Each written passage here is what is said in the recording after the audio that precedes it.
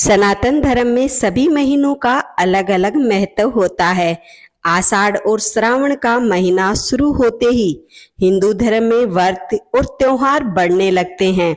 साथ ही साथ हर महीने का महत्व भी अलग अलग होता है। आषाढ़ के माह में भगवान विष्णु की पूजा का अत्यधिक महत्व होता है। और अगर आप इसे धार्मिक दृष्टि से देखें या देखा जाए तो कहा जाता है कि इस महीने में पूजा पाठ और दान दक्षिणा करने से, भगवान श्री विष्णु जी की पूजा करने से आर्थिक परेशानियों से छुटकारा मिलता है। इसी के साथ कई त्योहार भी आते हैं।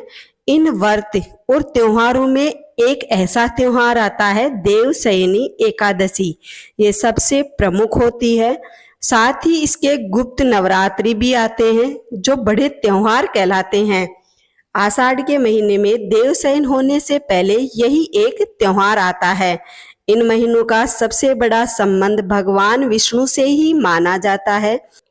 इनकी शुरुआत होते ही भगवान विष्णु निद्रा में चले जाते हैं और पूरे 4 माह तक कोई भी शुभ कार्य नहीं होता, यानी विवाह, मुंडन आदि सभी कार्य रुक जाते हैं। और आषाढ़ के माह में अगर किसी भक्त की कोई भी कामना हो तो वो सच्चे दिल से मांगने पर जरूर पूर्ण होती है। परंतु कौन से ऐसे कार्य हैं जिन्हें आषाढ़ के महीने में नहीं करना चाहिए?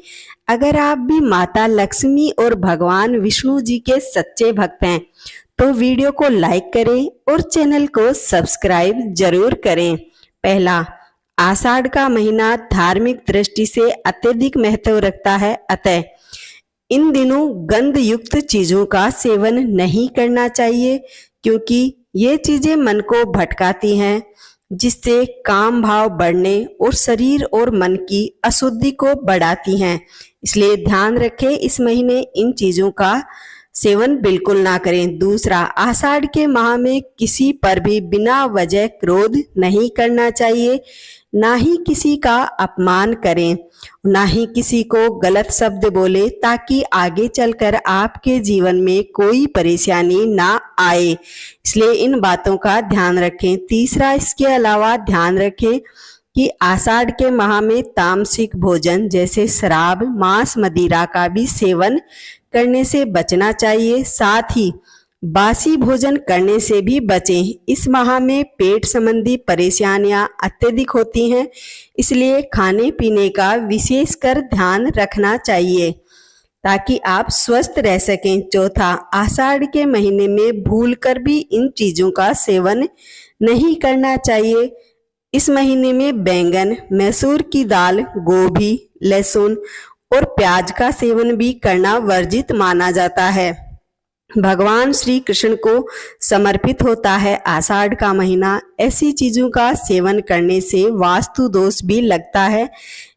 पांचवा, शास्त्रों के अनुसार ही कहा जाता है कि देवशयनी एकादशी के बाद शुभ और मांगलिक कार्य करना वर्जित होता है, और अगर कोई कार्य शुरू किया जाए तो उसका लाभ भी प्राप्त नहीं होता है और ना ही आपके लिए फलदायी होगा। इसलिए ध्यान रखें कि उससे पहले ही अपने शुभ कार्य संपन्न कर लें। छठा, आषाढ़ के माह में किसी भी निरोगी व्यक्ति को देर तक नहीं सोना चाहिए।